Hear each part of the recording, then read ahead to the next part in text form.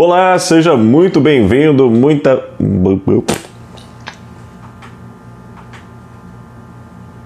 Olá, seja muito bem-vindo, muito bem-vinda a mais um encontro em que nós pegamos a carta de Tiago e tiramos uma reflexão a partir das sábias palavras desse escritor tão inspirado das Sagradas Escrituras. Nós já meio que adiantamos um pouquinho o assunto que nós vamos tratar aqui do nosso último encontro, refletindo sobre a carta de Tiago, mas hoje nós vamos aprofundar a diferença que existe entre a provação e a tentação. E por isso eu gostaria de convidar você a acessar a sua Bíblia na carta que escreveu Tiago. No capítulo 1, nós vamos ler dos versos 12 até o verso 15, que diz o seguinte: Feliz é o homem que persevera na provação, porque depois de aprovado receberá a coroa da vida que Deus prometeu aos que o amam. Quando, porém, alguém for tentado, jamais deverá dizer: estou sendo tentado por Deus, pois Deus não pode ser tentado pelo mal e a ninguém tenta. Cada um, porém, é tentado pela própria cobiça, sendo por essa arrastado e seduzido. Então a cobiça, tendo engravidado, dá à luz ao pecado, e o pecado, após ser consumado, gera a morte. Eu gosto bastante de Tiago porque ele não deixa nada a desejar, ele honra a lembrança dos sábios judeus e principalmente dos livros sapienciais, da tradição sapiencial que a gente observa no Primeiro Testamento. Ele é bastante criativo, bastante claro nas comunicações das verdades espirituais. E não seria diferente aqui nessa colocação em que ele vai nos trazer. Veja bem, nós já percebemos logo de cara, no primeiro versículo desse trechinho que a gente leu, que, como nós vimos nos encontros anteriores, a provação ela vem de Deus, para que a nossa fé seja provada, a fim de que a gente tenha o caráter moldado pelo Senhor, que a gente amadureça na nossa vida cristã. E então, primeiramente, ele começa a dizer que quem persevera nessa aprovação é recompensado com a coroa da vida. A mesma coroa que é prometida aos nossos irmãos de Esmirna, na carta de Jesus à igreja de Esmirna, que encontramos ali no Apocalipse, em que Jesus vai dizer que aquele que se mantiver fiel até a morte, ele iria dar a coroa da vida. Então a gente percebe aqui que o resultado da provação é gerar vida, e vida plena, vida abundante, vida eterna. Contudo, agora nós vamos para a tentação, e na tentação a dinâmica é total e completamente diferente. Olha só, quando alguém for tentado, jamais deverá dizer: estou sendo tentado por Deus, pois Deus não pode ser tentado pelo mal e ninguém tenta. Ou seja, a primeira conclusão que nós tiramos aqui é que, diferente da provação, a tentação não vem de Deus, não é algo que seja gerado a partir de Deus. E aí ele segue, então isso aí vem da onde, né? Da onde que surge a tentação? Versículo 14. Cada um, porém, é tentado pela própria cobiça, sendo por esta arrastado e seduzido. Então a cobiça, tendo engravidado, dá luz ao pecado, e o pecado, após ter se consumado, gera a morte. Tiago aqui faz um jogo de palavras que, em algumas traduções em português, o jogo de palavras dele se perde um pouquinho. Aqui na NVI ele até usa a palavra cobiça, que a gente vai ver que tem alguma lógica ele utilizar essa palavra. Mas em outras traduções a gente vai ver a palavra desejo ou a palavra concupiscência.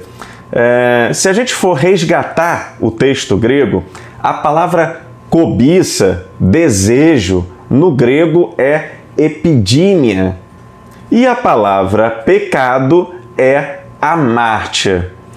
Então, ele faz um jogo de palavra em que ele vai usar essas duas palavras no grego como se fossem mulheres seduzindo um homem e levando ele a errar. Se a gente for reler esses textos utilizando as palavras em grego, você vai perceber isso bem, olha só. Pensa que epidímia e amártia são duas mulheres. E aí, escuta novamente o texto sendo lido. Cada um, porém, é tentado pela Epidímia, sendo por ela arrastado e seduzido. Então a Epidímia, tendo engravidado, dá à luz a Amártia. E a Amártia, após ter se consumado, gera a morte. Ou seja, pecado é uma decisão única e exclusivamente humana. É uma decisão nossa, que a sua fonte está no nosso coração. O nosso coração, a nossa mente, os nossos olhos estão sendo a todo momento atacado por diversas informações, ou utilizando uma outra expressão, atacados pelos dardos inflamados do inimigo. Mas a maneira como nós recebemos esses estímulos e a maneira como nós processamos esses estímulos na nossa mente, no nosso coração, é que vai determinar se nós iremos cair ou não nessa tentação. Por isso que Jesus, ele venceu a tentação, porque nele não havia pecado. Então ele pôde vencer a tentação. Tem um texto bastante famoso, que é um texto de um sábio judeu, também da época lá do Primeiro Testamento, em que ele vai falar a respeito dessa liberdade que nós temos de escolha e de querer, então, de como nós reagimos a esses estímulos, a essa tentação. Ele vai dizer o seguinte, sobre a liberdade humana: não digas, é o Senhor que me faz pecar, porque Ele não faz aquilo que odeia. Não digas, é Ele que me faz errar, porque Ele não tem necessidade de um homem pecador. O Senhor odeia toda espécie de abominação e nenhuma é amável para os que os temem. Desde o princípio Ele criou o homem e o abandonou nas suas mãos de sua própria decisão. Se quiseres, observarás os mandamentos. A fidelidade está no fazer a sua vontade. Ele colocou diante de ti fogo e água. Para o que quiseres, estenderás a tua mão. Diante dos homens está a vida e morte. Ser-te-á dado o que preferires. É grande, pois, a sabedoria do Senhor. Ele é todo-poderoso e vê tudo. Seus olhos veem os que temem. Ele conhece todas as obras dos homens.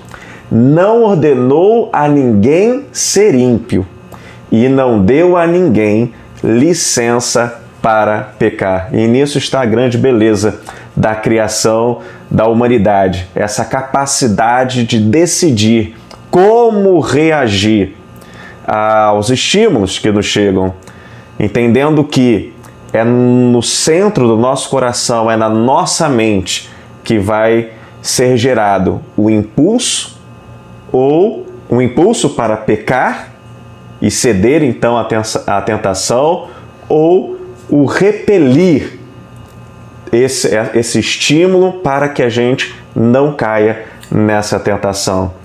Mas fora disso também, nós temos um grande aliado ao nosso lado para que a gente possa vencer a tentação. É Jesus.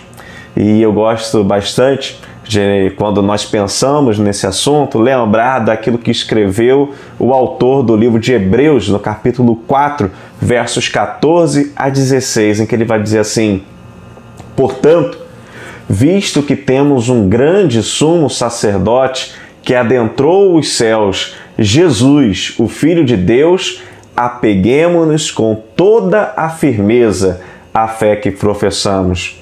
Pois não temos um sumo sacerdote que não possa compadecer-se de nossas fraquezas, mas sim alguém que, como nós, passou por todo tipo de tentação, porém sem pecado.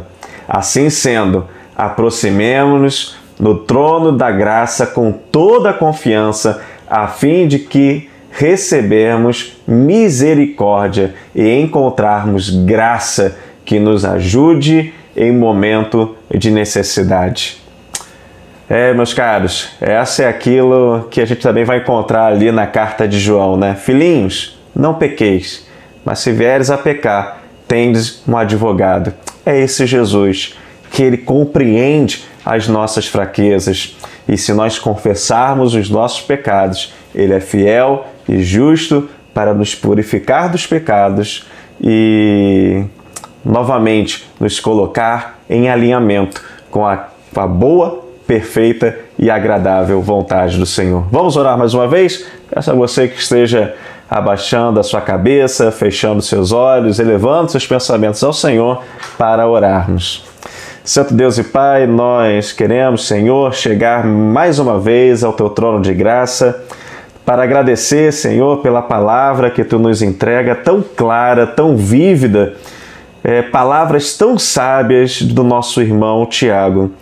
Ó Pai, nós queremos Te pedir, Senhor, que Tu esteja purificando os nossos olhos, purifique, Senhor, os nossos ouvidos, purifique, ó Pai, a nossa boca, a nossa mente e coração, para que possamos, Senhor, responder com santidade diante de todos os estímulos que o mundo, Senhor, nos apresenta, para que possamos, Senhor, nos manter alinhados e fiéis à Tua boa, perfeita e agradável vontade.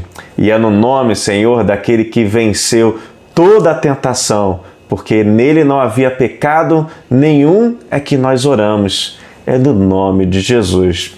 Amém e amém. Louvado seja o nosso Deus. Meu caro, minha cara, uma excelente semana e até a próxima. Deus te abençoe.